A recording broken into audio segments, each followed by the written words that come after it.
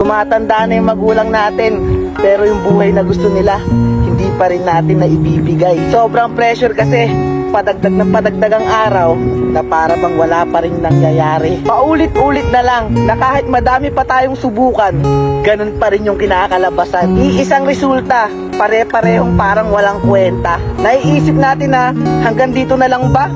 Umiidad ka na, pero wala pa rin nadadagdag o naiiba. Ang dami mong iniisip sa bawat gabi, hanggang sa pagpikit ng iyong mga mata, na minsan hanggang sa panaginip ay daladala mo pa. Araw-araw kang gumigising para gawin lang ulit yung ginawa mo kahapon. Umiikot na lang ang mundo mo sa puro ganon. Minsan nakakainis na, dahil yung pangarap mo, parang siya yung unti-unting nilalayuan ka na. Ang dami mong gustong gawin, ang kaso wala kang magawa. Panay pagana ng isipan pero wala pa rin nasisimulan. Hindi ba't sobrang nakaka-stress nga yan? Pero kaibigan, bibigyan kita ng isang verse para magkaroon ka ng isang bala na tatama sa'yo para magpatuloy ka. Isang bala na sasagot sa mga katanungan mo dito sa nakakapagod na mundo. Handa ka na ba?